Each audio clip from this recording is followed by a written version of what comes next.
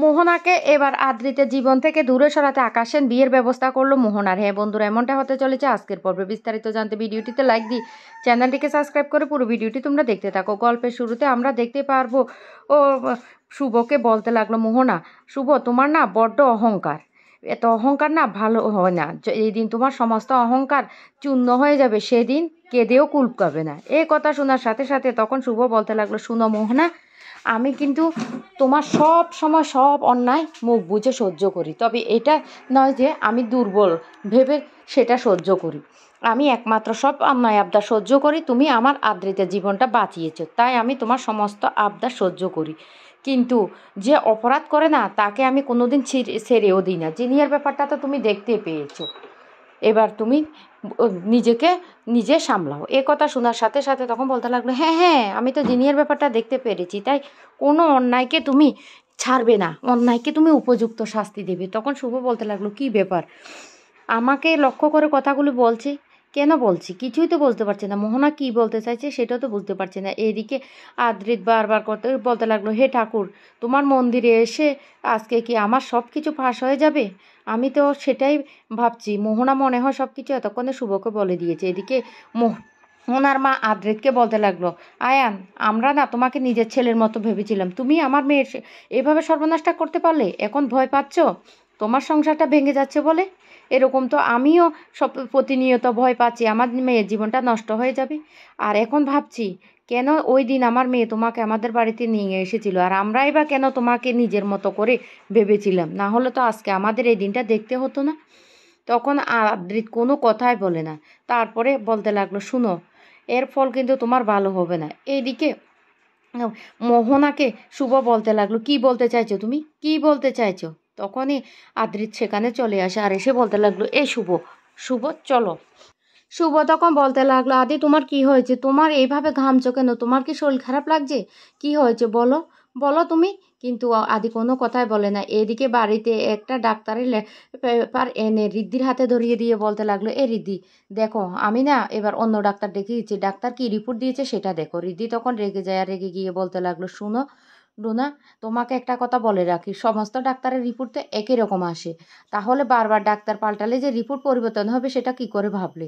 তখনই ডোনা রেগে যায় আর বলতে লাগলো, সব সময় তুমি ওই শুভ আর দাদা এই নিয়ে ব্যস্ত থাকো কেন, কেন? এই কথা বলার সাথে সাথে তখন বলতে লাগলো, তুমি সব কিছুর মাঝখানে কেন ওদেরকে আমাদের মাঝখানে টেনে আনো বলো তো, কেন আমাদের মাঝখানে টেনে আনো?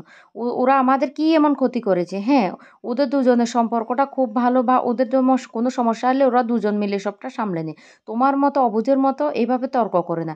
আর তুমি তো একজন ম্যাচুরিটি, তাহলে তুমি কেন সবসময় প্রতিনিয়ত আমার সাথে এইভাবে ঝগড়াঝাটি করো? এই বলে ঋদ্ধি রেগে সেখান থেকে চলে যায়। তখনই ডাক্তারের রিপোর্টটা ডোনার ছিঁড়ে ফেলে দেওয়ার বলতে লাগলো, দাঁড়াও, খুব শীঘ্রই তোমার দাদা আর তোমার বৌদি না, বৌদির সমস্ত কুকীর্তি আমি সবার সামনে ফাঁস করে দেব, সবার সামনে ফাঁস করে দেব, তারপর তোমরা কি করো আমি সেটাই দেখব। এই বলে ডোনা সমস্ত রিপোর্টগুলি ছিঁড়ে ফেলে দিই। অন্যদিকে বারবার করে মোহনা সামনে জিজ্ঞাসা করতে থাকে, এই আদি তোমার কি হয়েছে, তোমার কি হয়েছে, তুমি এত ঘামছো কেন? তখনই মোহনা বলতে লাগলো, আয়ান, তোমার কি শরীর খারাপ লাগছে? তখন কোনো কথাই বলে না। এরপরে আদি মনে মনে বলতে লাগলো, কি ব্যাপার, শুভ তো আমার সাথে স্বাভাবিকভাবে কথা বলছে, তাহলে কি মোহনা সেই কথাটা বলেনি? আর তখনই শুভ বলতে লাগলো, চলো এখান থেকে চলো, তোমার শরীর অসুস্থ হচ্ছে মনে হচ্ছে, তুমি চলো, এখানে আর তোমাকে থাকতে হবে না। মোহনা তখন বলতে লাগলো, কি কি আয়ান, তুমি এতটা টেনশনে আছো কেন? আরে আমি শুভকে জিজ্ঞেস করছি বেবি হলে কি কি সিমটম হয় সেই কথাগুলো জিজ্ঞেস করছি।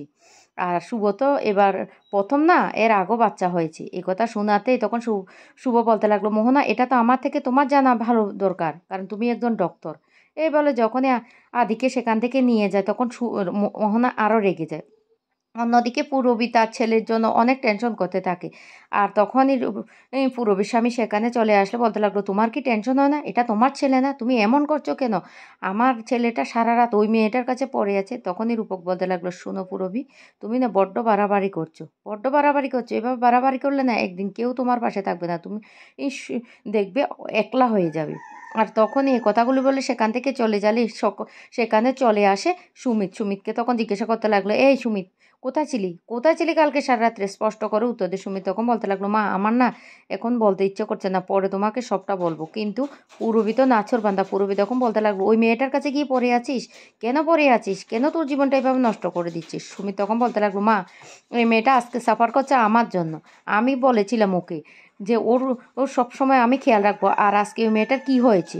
তুমি তো এসব বুঝবে না, তোমাকে বলেও বা কী হবে? কী হবে তোমাকে বলে? এই বলে সুমিত রেগে গেলে তখন পূরবী অবাক হয়ে সুমিতের দিকে তাকিয়ে থাকে। অন্যদিকে ঠাকুরের কাছে প্রণাম করে শুভ আর আদি বলতে লাগলো। শুভ বলে যে, ঠাকুর আমার আদিকে না তুমি ঠিক করে দাও। আমার আদির মনের মধ্যে যে ঝড়টা উঠেছে সেটা তুমি থামিয়ে দাও। আমার আদিকে তুমি শান্ত করে দাও, শান্ত করে দাও। এদিকে পূরবী যখন কান্নাকাটি করতে থাকে তখন সেখানে ডোনা চলে আসে আর বলতে লাগলো, কষ্ট পেও না, কেঁদো না।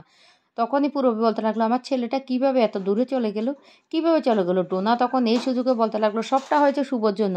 আরে সুমিত যে তুলিকে ভালোবাসে সেই কথাটা তো শুভ জানতো, সেটা সে কাউকে না বলুক, তোমাকে তো অন্ততপক্ষে বলতে পারতো, কিন্তু সেই কথাটা তোমাকে বলেনি। আজকে ওর জন্য সবটা হয়েছে। এই কথাটা শোনার সাথে সাথে পূরবী তখন মনে মনে বলতে লাগলো, ঠিক তো, কি করে পারলো শুভ আমার এত বড় ক্ষতিটা করতে? কি করে পারলো? ওকে আমি ছাড়বো না।